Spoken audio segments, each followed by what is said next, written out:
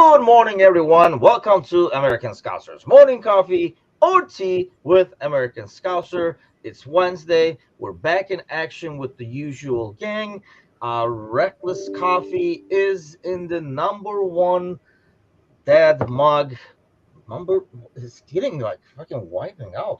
Greatest dad. That's what the mug says. So number one, greatest dad. That's what. Number two, and Lord of the Ducks is over here. What's going on, Gordo? Not much. I'm slacking today. I had to stop at the gas station for my coffee. And John is freezing. Wait. Where are you at again? No, I'm at Oh, home. you're in New York, right? Yeah, in New York, it's freezing here. It's below freezing point, and I'm also miserable because I ate a lot last Thanksgiving, and I kind of want to even it out, and I'm still freaking hungry. But I got my reckless coffee here to kind of even things out. Thankfully, it's helping, but not much. Dude, it's Still been cold. like a week. You're still recovering from the eating? What the hell did you eat? A lot. You know those memes that say that everyone just digs into Thanksgiving. I take that very seriously. And Sparky is filling in for Alan is usually the one who rubs in the weather news, but 59 in Phoenix. I'd take that. Alan is here as always, Jersey and Ryan. Yes, Wednesday Warriors it is. The biggest warrior, the real heroes are the Ducks that made it through the weekend, really. We are back here. I'll tell you who's not going to be around for a while is Alissond. And as you guys know, I'm not a doctor, but I play one on Discord. And I had told this when this happened. But it doesn't sound like it's brutal because there were some like reports that was pushing it all the way out to the new year and stuff like that. So this is not official in terms of the games he's going to miss. This is more, I think, based on how Klopp put it. He said it's not bad, it's not good, so not cool. But 5 games, 2 of them being Europa, where he would not play.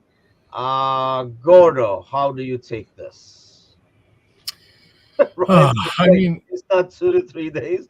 No. As I mentioned on Discord, that was not even close. yeah, that's a tough one. I mean, given the span of 3 Premier League games inside 6 days, I mean, you're going to want some rotation anyways, and now we don't have that. So that's a big ask. And those are 3 games that we should be picking up maximum points for. And so that it tips the balance a little bit into the obscure, like right in the middle, like, are we going to get 1 point? That's not going to be our best team. It's probably going to be Kelleher playing all 5 of these games, which he's not used to playing that many games. Although I do say that the more games you give keepers and the more shots they face, the better they get. So, it's not like he's going to be running up and down the field for 5 games, but we'll see.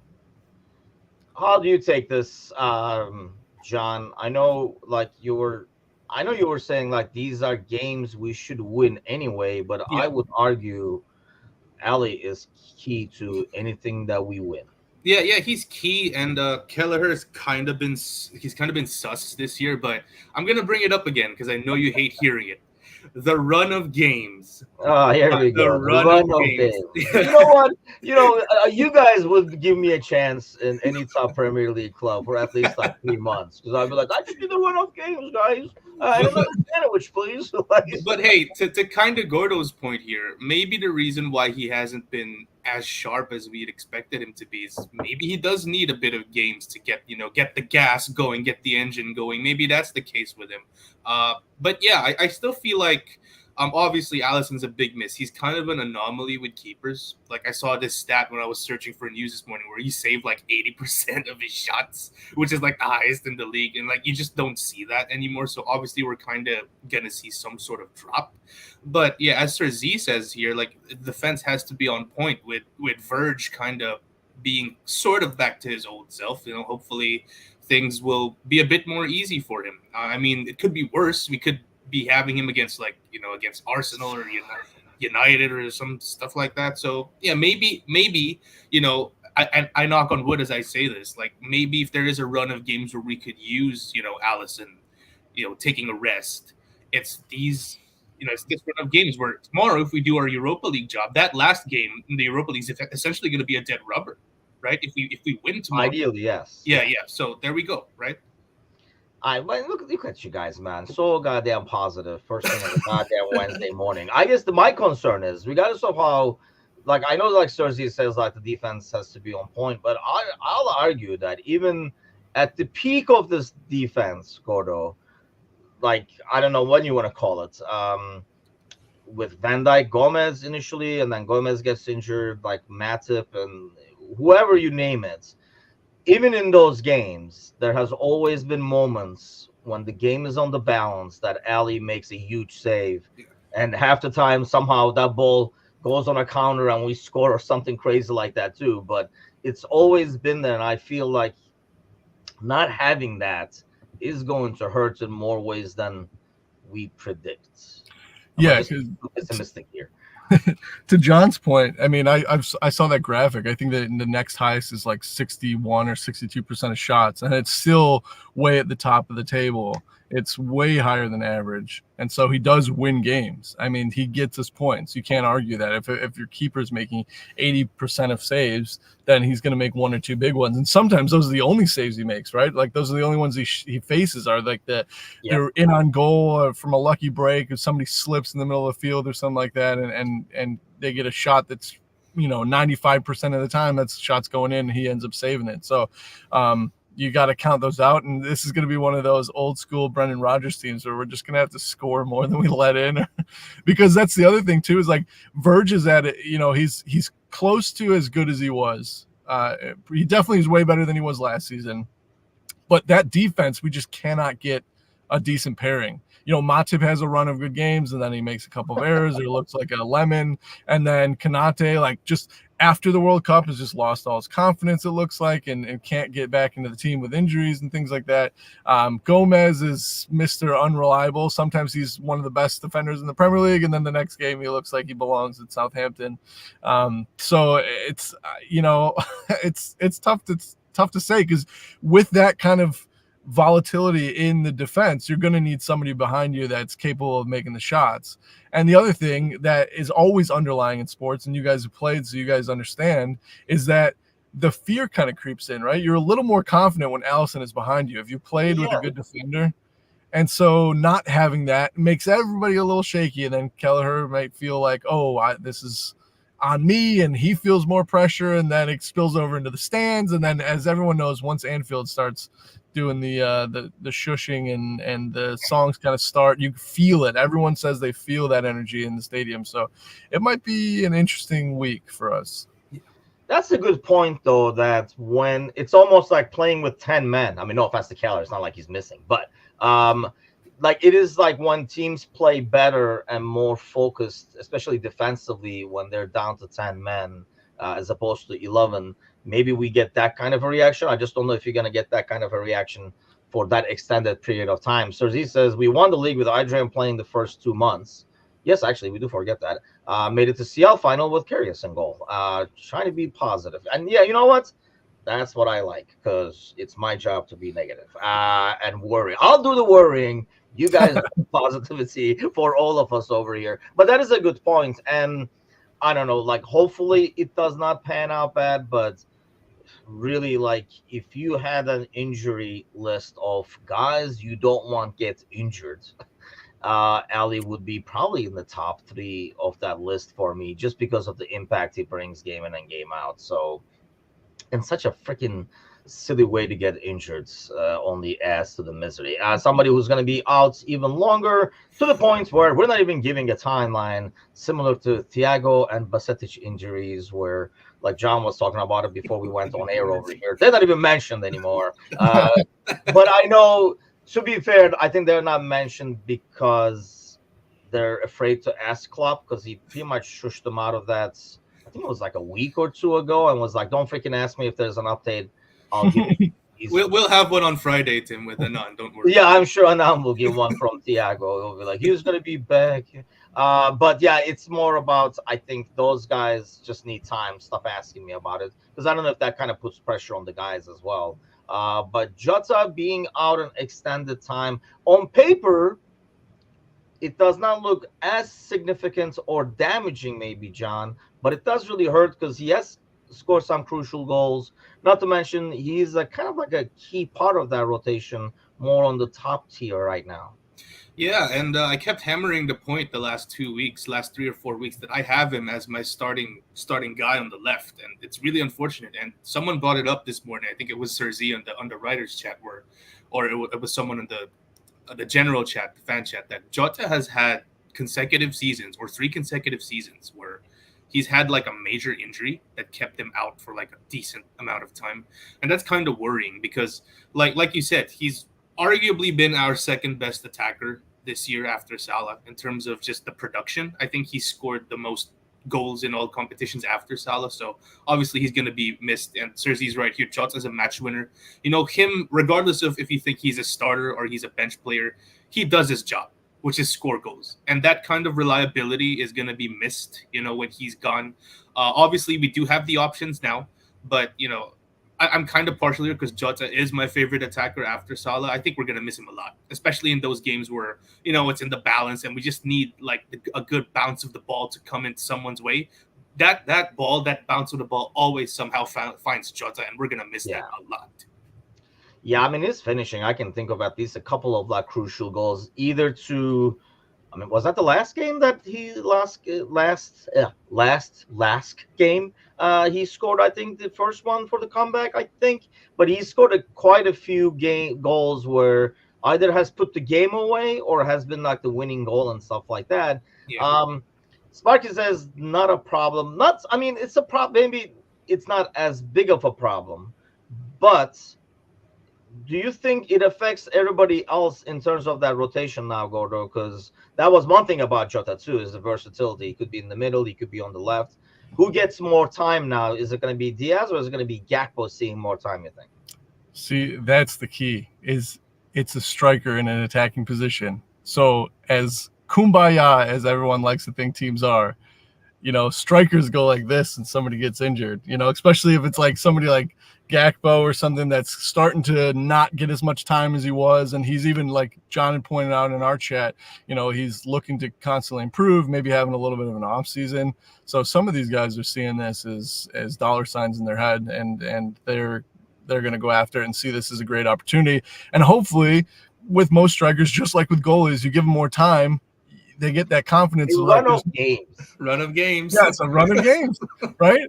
Because there's something about it. Like, yeah, I always like just to compare to make the story about myself again. Like playing in high school, in the summer league, all the kids from Magic and stuff, like the really good team out here, wouldn't play summer league because they knew that our coach loved Magic so much that they would just get a starting spot. So all of us who didn't play for Magic, like really, like summer league was where we did our trying to basically get in the manager's mind. And every summer league, I would be like the only striker, and all the people behind me used to play on my club team as well. And I'd get goals all summer league long. And then I'd play in the season where I'd be coming off the bench, and my production would always go down. I'd still score, but I wasn't scoring at the rate that I was in summer league. And my coach one time sat me down and said, why? It's like, well, in summer league, if I miss, I know I'm going to get another shot. When we're playing in the real season, if I miss, I'm worried about getting yanked. So I'm not even taking the opportunities that I might have been scoring on earlier because I'm passing the ball because I don't want to get yanked. I want to play. So sometimes like not having that rotation is really good for strikers. Yeah, because they're a different animal, as Gordo can tell you. Yeah, they're a different animal in that sense. And I do think the run of games thing, maybe not in the sense that, you know, like actual like run that the more you play kind of a deal, but I think what Gordo is saying, it kind of helps strikers that way, John, where they know they're going to keep getting opportunities, so you don't like press as much or stress as much, maybe I should say, and a lot more comfortable as opposed to thinking I got like 15 minutes in the beginning of the second half to make an impact over here and maybe take a shot that you should not have. Right. And I think that affects Darwin most of all, actually, because he knows that, especially last year where he kind of was still getting the system and everything now. I mean, it's kind of affecting Gakpo, but I think it really affects Darwin the most because he's a confidence player. And obviously, you know, him playing in the middle there kind of demands a lot from him, which he isn't necessarily that kind of player, the kind of Bobby where he distributes the ball as well as, carries it forward. So, yeah, I agree that plays a part because it's simply because, if you're a striker, you got a bigger margin for error. So for Gakpo, or Diaz, they can maybe play more freely now because they know that there's no Jota like looking behind their back or waiting there in case they screw up so much and Klopp's gonna drop them. So yeah, that's definitely one way to look at it. And hopefully, we're trying to be positive here. Hopefully, it's the way that those players take it because obviously we got the options, but losing one of them in Jota, who's as key as he is, still isn't ideal, regardless of how you see it, right? Yeah, I mean, Sarsi says make club selection a little easier without hurting anyone's feelings. I think it just only complicates things when we do the rotation, or maybe we can't do. I mean, we've been talking about it's a horrible time to not be able to do rotation, I guess. Maybe like a month ago, this would not be as big of a deal. But like Gordo was saying, like the schedule is so tight now where you have to almost have rotation. Whereas before it was like a nice luxury to keep everybody fresh. Now it's more of a necessity. So having one less guy to be able to do that kind of like throws a kink in the whole ordeal. But so let's go to tomorrow then. Gakpo is definitely playing.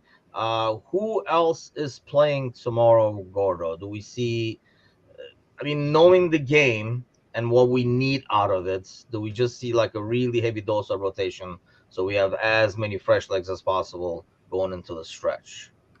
No, I think that he goes full out and goes to get 3 points and close up and look at like, at the, we'll just call it the bookend of this little segment that we might be without Alissond going, that if we come into the Europa League game, not next week, but the following week, and we don't have to do anything and we've already made it through and we've kind of got the buy into it, then he can do that rotation in the week and it won't be like the results won't be as effective because I also think Klopp is very much the kind of person that, all right, that didn't work in this game, let's change.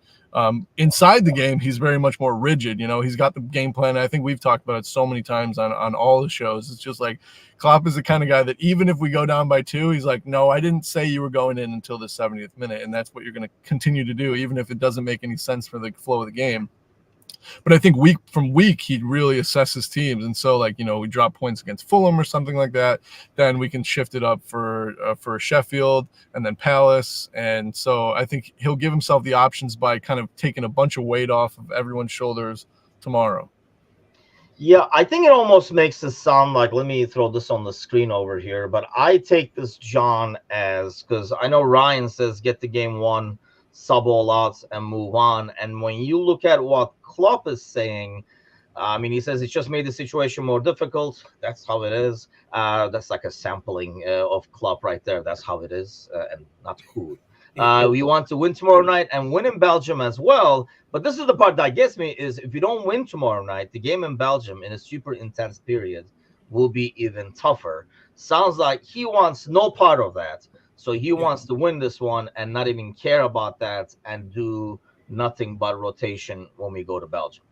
Yeah, and that's what we kind of want as well, right? Considering we're missing these 2 guys in Alissond and Jota as well, we kind of want to make it as easy on ourselves as possible. And yeah, I fully expect Klopp to go. To your question, who do you think starts?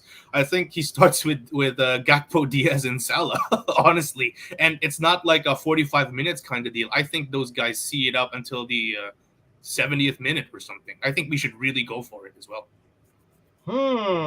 So no Ben Doak?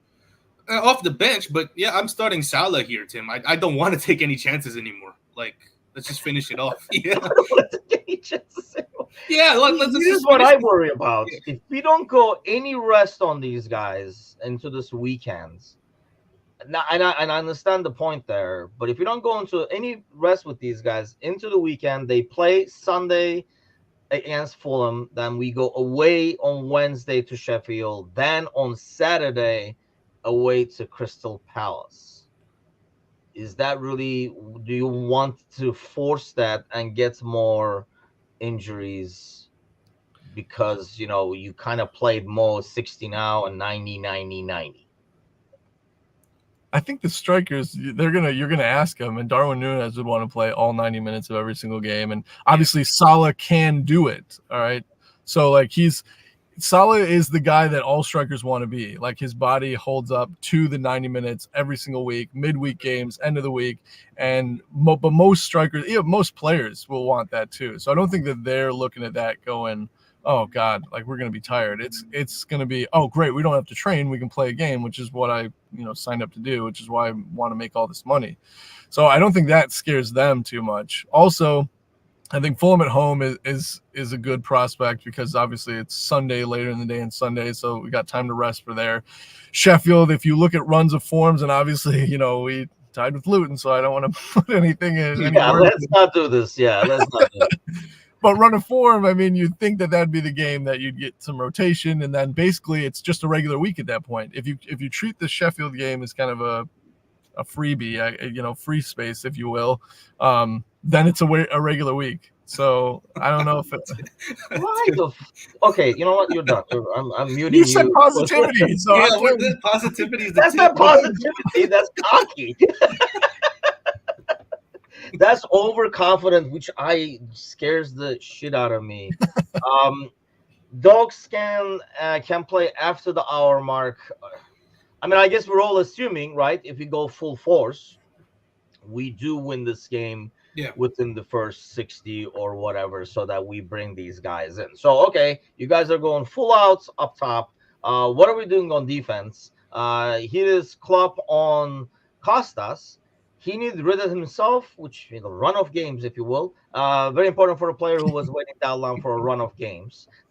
There you go. But he improved. The last 2 games were really good, and yes, they were really good. I'm probably the one to give him the most shit about his performances, and I thought he's gotten a lot better. But Brentford, you can see how the big change was after he set up the goal. Much more stable. We all know if stable, he can produce some beautiful things, especially crosses on set pieces. We need that. So really, really happy. Are you really, really happy, John, with this back four going into tomorrow? Meaning Kostas, Verge, Konate / Matip and Trent is who you think are going to start? I hope not. I'll be honest. I hope there's some rotation. You guys are going out like it's the freaking Champions League final over here. But no. You can let me finish because I'd start Gomez at right back. Actually, I'd start Kostas, right? But I'd start Gomez at right back, and I'd actually start Verge, but then hook him maybe after halftime or something. I'd start him alongside Konate, then maybe hook him for halftime for like Kwanzaa or something, because I feel like the reason why we kind of slipped at Toulouse is because there was no organization, there was no leadership there, especially there in defense. There was no one organizing things, and I know people like to get on Verge in terms of like on the leadership standpoint, but in terms of how we look and how we are structure wise, it's different. Like the eye test, it's different when Verge is there and when he's not. So I feel like, we score a couple of goals in the first half, and then maybe we can hook him. If not, then, well, it's probably a game where we have like 80% of the ball anyway. So like our defenders wouldn't be as taxed, as much compared to maybe if we were playing away. And, people aren't bringing up the fact, I think Ryan brought it up. Both games are at home. So obviously the opposition is going to give us some level of respect, like that. The power of Anfield kind of thing, I think, is going to be a big part tomorrow. So yeah, I start Verge, I start Gomez with Konate and Tsimikas tomorrow. Is Konate healthy and ready to go? Is he? He didn't mention anything. He was on the bench. No, he was on the bench. Yeah, he was on the bench. Yeah. So maybe he can play, but can't give you 90. Not cool, kind of a deal. Or? Cersei, come on, Jones. Endo, Jones.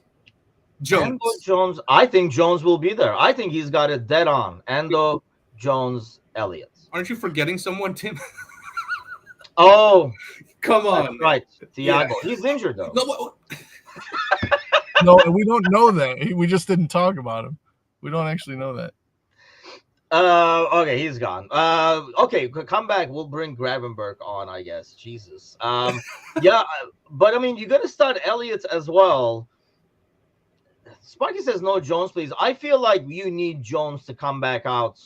We were talking about, I think, on the Monday night podcast to get that bad taste of this last game out of his mouth and have like a performance again that he's been giving all year. I mean, we give him a lot of shit over here, but I wish people would criticize Trent half as much as or protects, I should say, maybe Jones half as much as they protect Trent when he fucks up and looks. We look everywhere around Trent to blame, but Trent. I wish Well, we did the same for Jones. That's because it was Galley's fault. I don't know if you watched the pregame, but that was Galley's fault. Jones is amazing. He hasn't put a step wrong all season, and just like waxing lyricals about him, and then he goes out and he didn't. That's why I said in the group chat, I was like, this is on you. I'm blaming you 100%. Hey, Sir Z, apparently there's a bigger jinx than I am. So he didn't play a forward pass the whole time. And then he wants to save Gravenberch for Sunday. Gordo, you saving him? You using him? I'm with you. I think Jones needs a confidence boost, and I think he'll get it in this game. So I'd start Jones over Gravenberch. And Elliott, it deserves every minute he gets, so I wouldn't be, like if Gravenberch is in there, I'm not going to be like, oh no.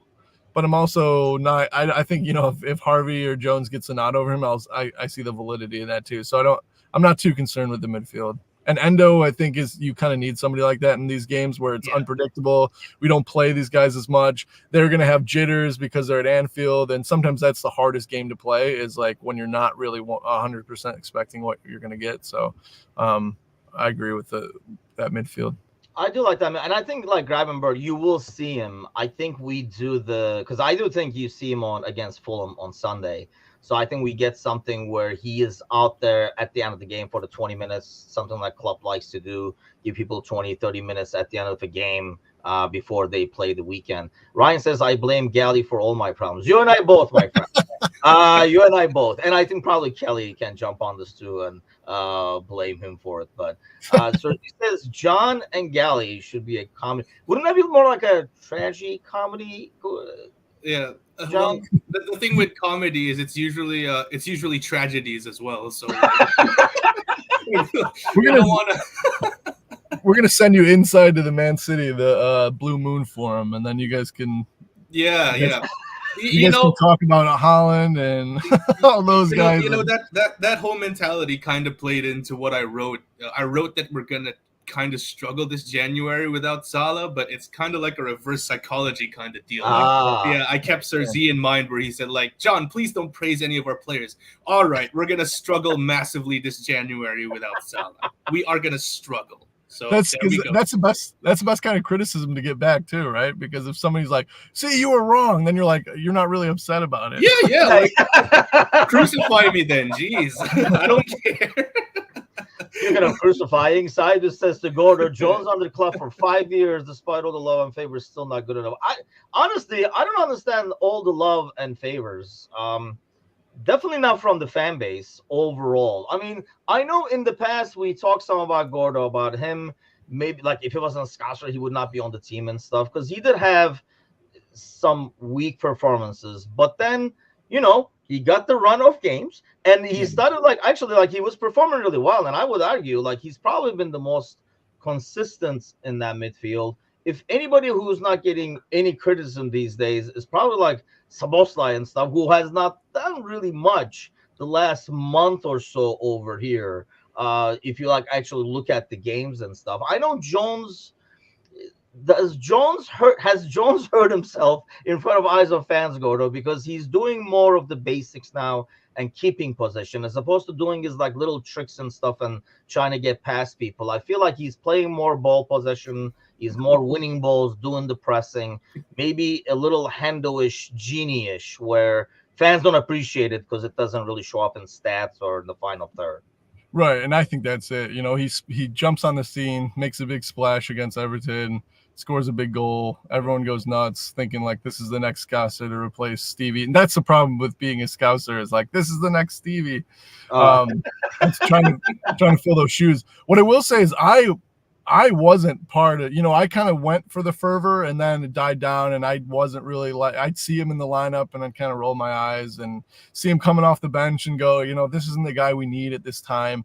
However, the one thing that's made me turn, and you sort of alluded to it in the run up to the question, was he basically had come totally out of form with Liverpool and Klopp. And at the end of the season, when everything was lost, Klopp basically gave him a job interview and said, you're going to get minutes in the last 5 games. Okay, show me that you still want to be here or you're gone in the summer. And that was the best Jones I've seen. And I think because of that, he deserves the time because he proved himself, because he was totally out of the team. The Jones that we saw in the last 5 games of the season was not the Jones that we saw in the beginning of the season. And so for that, I'm on Team Jones because of that. Now, I don't think he's like glitz and glamour. He's going to pull us out of the mire and he's going to be, the prodigal son returned. But I'm not as like shuddering as when I see him in the starting lineup, and he does offer some good things. Yeah, that's fair. Is that where you're at, John? I mean, I feel like he's a very, very good rotational piece in that midfield. Knowing the system, he's going to give you everything that Klopp wants out of that midfield. I felt like maybe this reminded me of when we threw Keita under the bus against Real, where you knew when you saw the lineup it was probably a bit too early for that player, and you hoped for the best. But I felt like he was kind of thrown on the bus because he looked like a guy against City who has not played in a while. So that's because he has not played in a while. Yeah. Although I wasn't as worried, like let's say, to Gordo's point, 2 or 3 years ago, if I saw Jones on the team sheet, remember that City game where Salah scored that goal where he went like against 6 players and scored? Jones was starting there. I was absolutely terrified. But then seeing his name on the team sheet last weekend, even though he didn't play well, right? I didn't feel that same fear that I did last, 2 years ago, 3 years ago. And that's a compliment to him. Like, granted, we're going to see these kinds of performances. And to your point, maybe it's because he missed a bit of time, but he's developed into maybe, semi first choice. Like, obviously, I'd have Gravenberch there every day of the week. And, Ryan kind of puts it there. Like, he wants Jones to start, so Ryan G starts against Fulham. Ryan, I want Gravenberch to start every game. So there we go. But, he gives something different. Welcome like Gravenberch's agents over here. Yeah. I wanted to start every game because I get a commission, people. So That's what it is. Now we find out. Yeah. Now but yeah. Back to Jones. He has really improved. Like that whole flashy thing where he does like dribbles at the edge of the box. He's kind of moved on from that, and many of us didn't fancy him to move on from that phase, and he has. So credit to him. And in terms of options, in terms of players that you want in your midfield, you definitely could do a lot worse than Curtis Jones. So, I mean, we were talking about. Sergi says Jones looks like McManaman that plays like Redknapp. I think, with Jones, his opportunities are going to get less and less if we get our wish, and you do get a defensive midfielder like an actual number 6 there, Gordo. Because we feel like, Mac is not the right guy for it and stuff. And this is kind of like the best we have at the moment. But if we get like a number 6, that pushes Mac up. And now you have Mac, Szoboszlai, and Gravenberch probably above you in that pecking order. Or do you think if you did a depth chart of midfielders right now, you think John's boy is above or under Jones? That's a good question. I think Klopp values like the. John, so that... I know where John will put him. I think that Klopp values the I don't know. I don't want to say hierarchy, but he's put his time in, and always with new players, Klopp has been real slow to integrate them. And then this year, he hasn't had that opportunity because we've needed to implement these guys immediately. And so I think if you'd ask Klopp, I think, yes, Jones is above Gravenberch on the depth chart just for that simple reason. And he's got to see more from Gravenberch to put him in, because it does take Klopp a long time to kind of integrate the newer players and feel comfortable putting them in starting lineups. I guess I will have to ask you, John. But I mean, we know the answer, but let's just do the formalities over here. And I think Gravenberch, trying to be partial here, trying to be impartial rather, because I am super partial. Right? Yeah, so, yeah. I was like, that was wrong. That's showing my hand. There is no try. Yeah. I would say between our midfield, Gravenberch and Szoboszlai have the highest ceilings because of their age and because of their profiles. So that's why I'm so high on him. And I joke about Gravenberch stocks and all that. Look at him. In terms of his build, he's tall, he's lanky, and he can glide with the ball. He's exactly that kind of player alongside Szoboszlai that maybe could take our midfield to the next level is why I'm so high on him. So right now, I do agree with Gordo in terms of like, again, this is me being impartial, right? A rare sight, so savor this, people.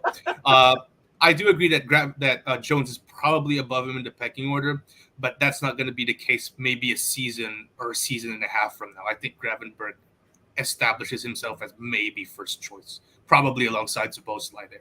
I dare say, he might even be above McAllister because he's a bit more mobile in terms of bringing the ball forward than McAllister. I think the physical nature of it kind of helps him over Mac maybe Yeah. in some cases, and as he gets more Premier League experience, yeah, I think the ceiling is very high, and you can kind of tell why he was one of the guys that club wanted for a long, long time. And we've talked about this on the podcast. I know Galli has mentioned in the past as well that, we even talked to him about the Discord a little bit as well, where, I mean, if we have Gravenberg signed and sealed early in the transfer markets, I don't even know if we're getting Szoboszlai and Endo afterwards. Especially Szoboszlai with the price tag, I don't know if we're spending the money there because I don't think we thought we were going to be able to get him. Why can't Gravenberg not play the 6? He can't be worse than Mac. I know he's played it as a double pivot, which is different than being the 6. I think the problems that we have I think he's probably more physical than Mac, but the problem with it is, I don't know what you think about this, Gordo. When I look at these guys play, when I see Mac play and Gravenberg play, Mac is the kind of guy that's going to start a counter a lot faster with his passing. Whereas I feel like Gravenberg is the guy who's going to start the counter with his dribbling and he's going to start driving with the ball. The latter can really hurt you more as a 6. Yeah. You turn the ball over, now you are not where you're supposed to be. Whereas since Mac is starting it with a pass instead of a dribble, he's still there if the ball is turned over. Does that make sense? Definitely. I 100% agree with that. And it fits more with Klopp's model anyways, which is just the quick spring. We've got speed on both wings. We've got speed up top and just pump it long to Salah on the wing, and he'll do the play where he either dribbles 6 guys or he brings it to the touchline and creates something dangerous.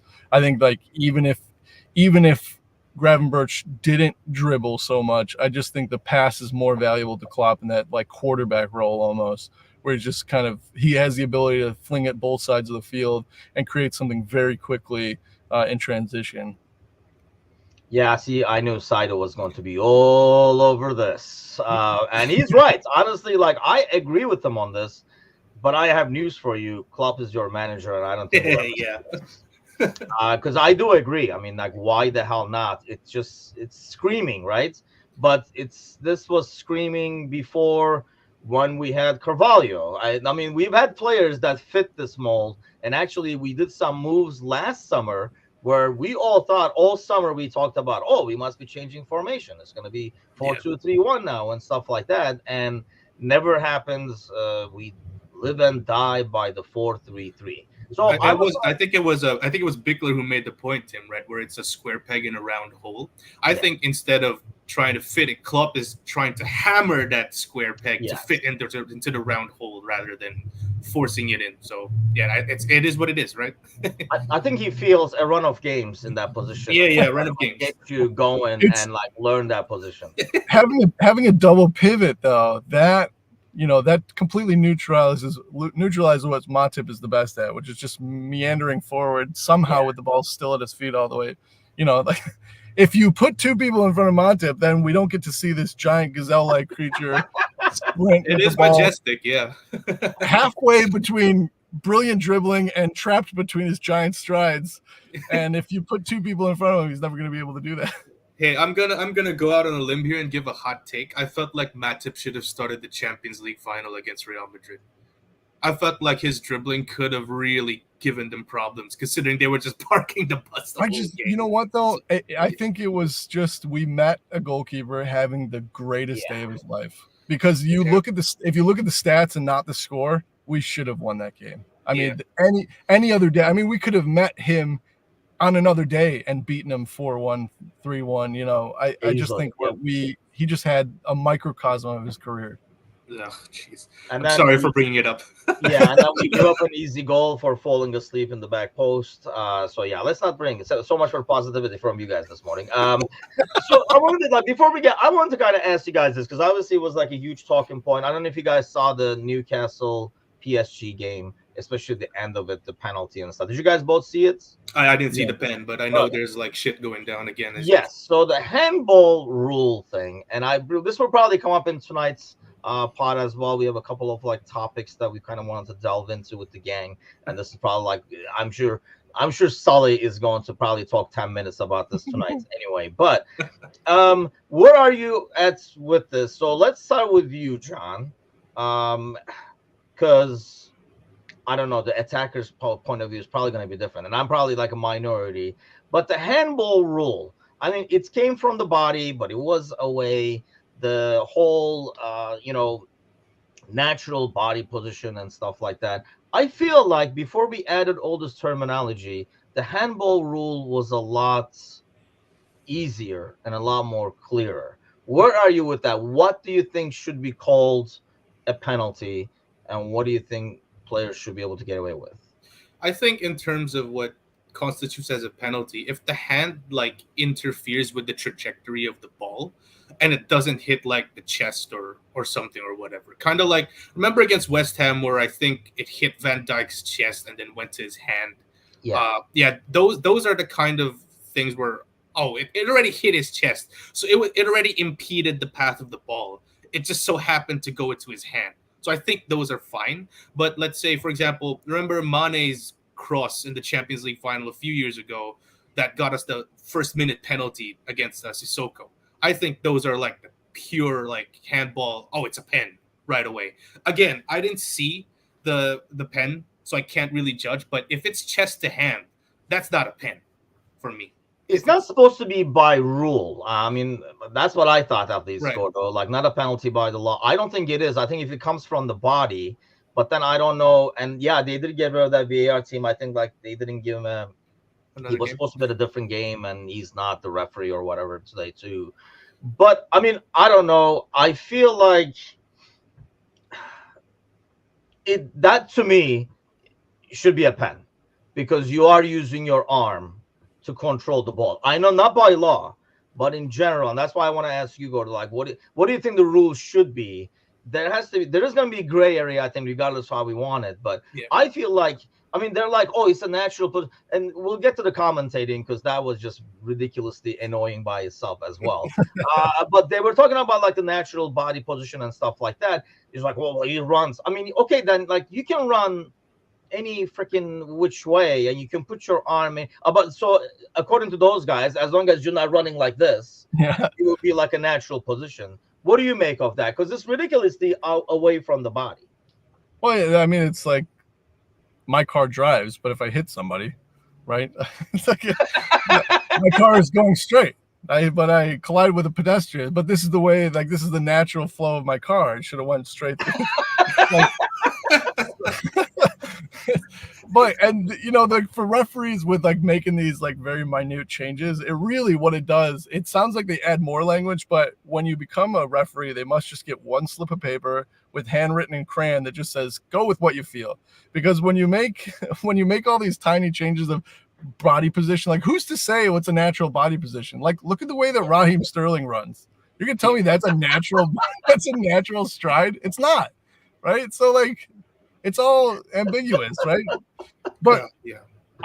I think we get too caught up with this. We love the very slow motion, and it totally it transforms the game. Because just going back to our own personal experiences with Jones with the red card, against Tottenham. Yeah. Slow motion, you freeze frame that. My God, he should get arrested for that tackle. But if you watch in real time, anybody that's ever played tells you that's a 50-50 challenge.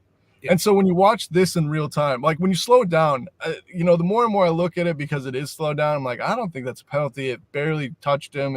He's like within a couple of feet of a cross. But then when you watch it in real time, it totally changes the trajectory of the pass. Yeah. And so in that instance, you have to say that he's interfered with play.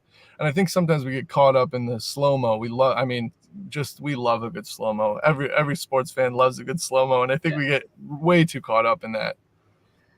I think it was Ryan saying there has to be some kind of reaction time, and I do agree to that. But then we kind of take that away at times. Like distance should not be, because they're like, oh, it was like really close, bang bang play, what commentators love to say. But there are times where if a cross, as you're running, if the cross hits the arm that's behind you, which is a natural way to run, right? You're not just like running with the arms in front, but it's a penalty regardless of what the distance is, because you changed, like he says, the trajectory of the ball. Should we just go off of anything that's a handball? It's a freaking penalty if it's away from the body. What are we gonna? Easier, I guess. Are we gonna disallow goals that are missed kicks, like missed crosses? Because that's what we're saying. It's like, oh, it was an accident, so it shouldn't count. And so, like, oh, if you slip and it goes in the back of the net, like, sorry, you meant to pass. We got to take it out. It's like it's part of the game. Yeah, it sucks, and you never want to be the guy to do it. But I think this is one of those situations again where you get as many calls as you don't get. Whereas, like John said, a Champions League final, you could make the same argument for this same thing. But on our side, 100% all day long, that's a penalty. Alan says, so if I protect my nuts at a free kick, will that be a penalty as well? I mean, unless your nuts are so big, they're on the sides of your body. I think that's what he's trying to drive. Well, it's written. As long as it's actually written in the rules that if you cover up your nuts. So I think, in that case, your hands, I would assume, I don't know, like size of the nuts, I guess matters. But your body is still within your body frame. And I think there's a reason, like I was into what I think saying penalty. It looked like I was like French in Discord yesterday. But I think, not by rule, by the way, I don't think it should be by rule because it's coming from the body or whatever. But there's a reason, John, why people, like all these defenders are basically defending with their arms behind their back, which is really like hard to see and difficult to do. But that's why, because you don't want to be waving your arms and take that chance because it's away from your body then. Yeah, Musa Sissoko learned that the hard way. Yeah. He was like, to be fair, I was like, what are you doing? We're playing football, not basketball. So what are you doing putting your arms out like that? So listen, it makes sense. It's limiting as a defender, but it makes sense for me in the context of the sport. And Ryan that's my whole rule. If the ball hits the hand first, I think there's always a high chance it's going to be given for me, regardless of whether it's a natural position or whatever. If the hand impedes the path of the ball, I think already that's a cause for alarm for me. Now, if it hits something like the shoulder or the chest first, then the hand, maybe there's like a chance that it's going to be waved off, or it might be subject to interpretation, which favors more of it being waved off, I'd say. So I know it's just me grossly oversimplifying the whole thing, but the rule is the rule what is I wanted you guys to do. Like, what did you do? Right. The rule is so complicated at this point. We're just like, fuck it, let's interpret it ourselves, and then whatever we think is a pen is what we think is a pen, and what's not a pen is what's not a pen. Right. And so this says if the handball rules are different to the PL rules, that wouldn't be a pen by PL rules. Oh, like when they were commentating, they were saying that if this one, maybe they were going by the Premier League rules. That commentator crew, by the way, the entire game, they treated Newcastle like it was like these amateur guys that are like a butcher on the weekends and, like playing in the Champions League during the week, like going up against like this Giants PSG and stuff. These are like pro players. It's one of the best teams in Newcastle. I don't know why Newcastle was treated. I was going to go to ask Sully that, like, as a Newcastle fan, do they take that as, yes, we're going against the Giants, or do you get offended, Gordo, that you'll be treated like you're like playing, like it sounded like San Marino was going against Brazil? Well, in a lot of the Newcastle chats, I saw it like, oh, this is a conspiracy because, they're like just this machine of PSG. And I'm like, that's this, you have the same machine. Yeah, I was like, whoa, okay. Really? Newcastle fans, really? You can't get mad. You have the same thing going on. Like, what is it? Just was like, have you forgotten him? It's like the Spider-Man meme. Like Man City, Newcastle, and PSG are just pointing at each other like that. They're all the same thing, man. Exactly. Yeah. They're like, oh yeah, 98 minutes, of course, and Mbappe gets a penalty to tie it up and keeps their hopes alive. And it's like you're the same thing that they are. You're never gonna win it. You're never gonna win a Champions League, and you're owned by an oil country. Ryan says I would have found it. Yeah, I would have been too. I felt like it's one thing that, if it was like Fenerbahce in that situation, okay, like you look at the budgets and all that kind of stuff, you're like, okay, yeah, they're going against giants. It's Cinderella. I mean, is Newcastle really at this point Cinderella story, unless the princess is from Saudi Arabia or something? You know what I mean? Like so I'm not even understanding the whole concept. And then there is a ridiculous bias that I noticed for English teams against the rest of the world when they're broadcasting these, which I don't consider that broadcast as a British broadcast. So I don't understand the over-the-top bias. And they were like just literally rooting for Newcastle, from making this Newcastle looking like there's just like little kids playing against PSG. The last 20 minutes became like, I thought they were going to cut to the booth and they were going to be wearing Newcastle jerseys, like they changed at halftime or something like that. I was like, what is happening over here? But yeah, obviously a lot of talk about it today. And I guess, I don't know. I wish they would simplify the rule. But we'll put John in charge to simplify it. I feel like the more verbiage they add to clarify the rule, the worse it has gotten. Or maybe it's just my cynical old ass. I know where you guys are with that. I feel like the additional verbiage only is hurting it. Was that for me? Yeah. Either one of you guys. Jump in. Yeah, I think so. Like I said, like my interpretation is really simplified. Like when I talk with my football friends about it, they're like, your view is just it's up to interpretation and all that. It's a case by case basis. But at this point, if we establish a case by case basis kind of deal, we don't promote something uniform, which kind of confuses the whole thing. So yeah, it's really something it's something to talk about at a Thanksgiving table with football fans. Let me just say, because it's gonna go all long into the night. Yes.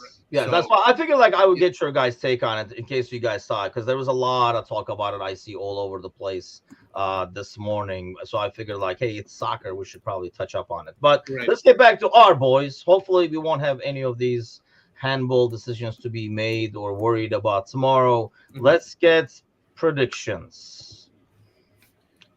By the way, yeah, I just noticed the leftover sandwich thing. Tell us about your Giants size turkey. That's like you showed me. That thing looked like it was like 6 ducks combined. We got our turkey from a farm this year, and we specifically said, we're not gonna have a lot of people. Give us the smallest turkey. She said, okay. And we get there, and it's 23 pounds. So we had, not only did we not finish one entire side, but there was still leftovers on one of the sides of the turkey. So when I say leftover sandwich connoisseur, I literally am sweating turkey. Like I haven't had anything but turkey all week. So it's been a wonderful experience for me. I have a couple of good recipes I can pass on if you still have it. Yeah, because he sent me a photo. I mean, go to send me an invite, and then he sends me this photo. It looked like a blown up turkey, like your regular sized turkey just blew up, like somebody pumped air into it.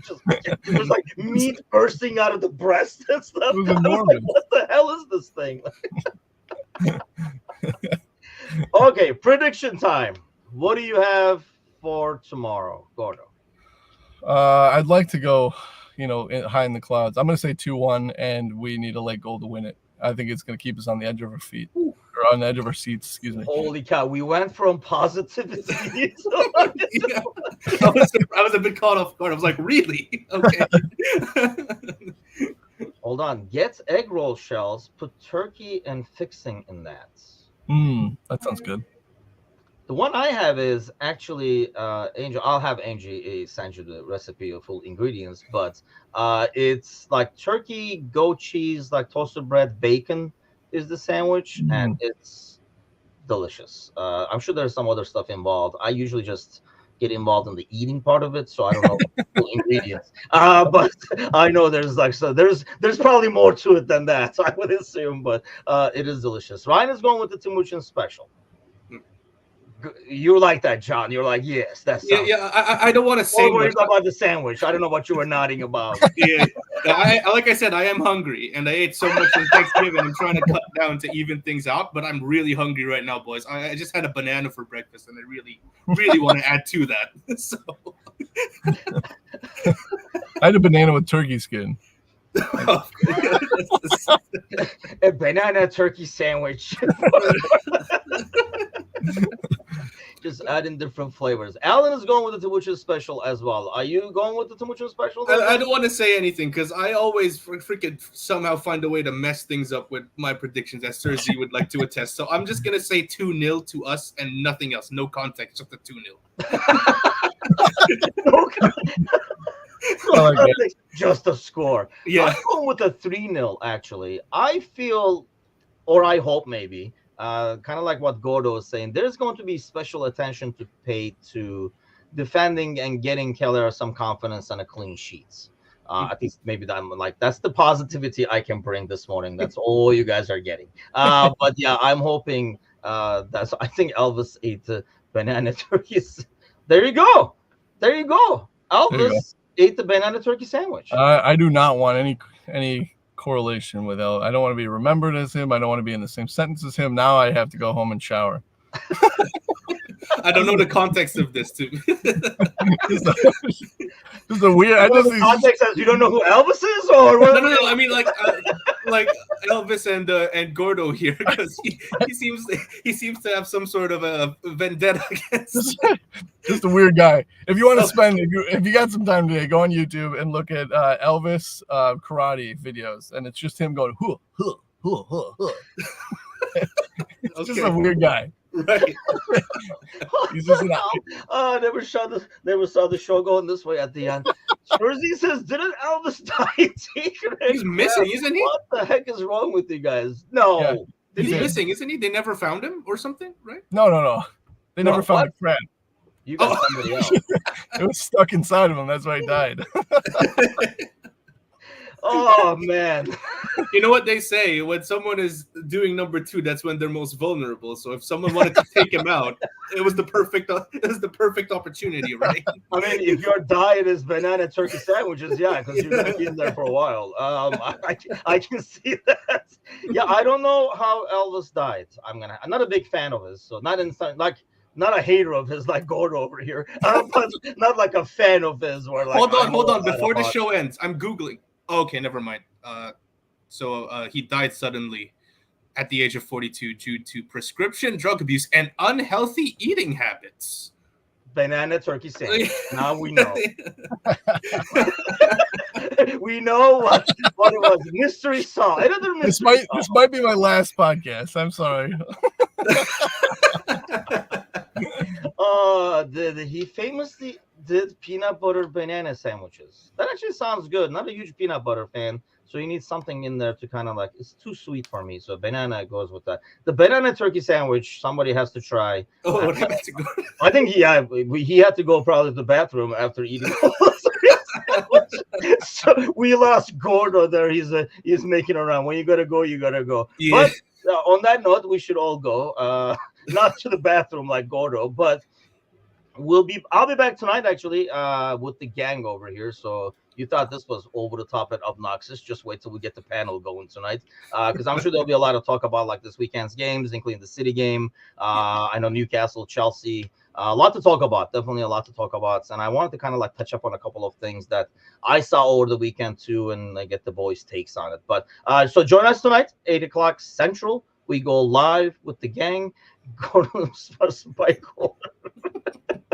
Yeah, Gordo's sponsored, but we'll see if Gordo ever makes it back. Hopefully he doesn't go out like Elvis. But yes, I'll be back tonight, so we'll see you guys then. And then tomorrow we'll be here for the pre-match as soon as the lineup comes out.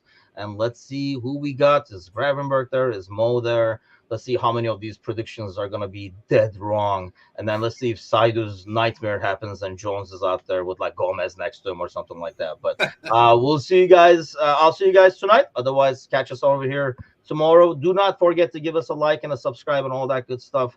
And check out our sponsor, Reckless Coffee Roasters. Have a great day, everybody. Take care. Take care, guys.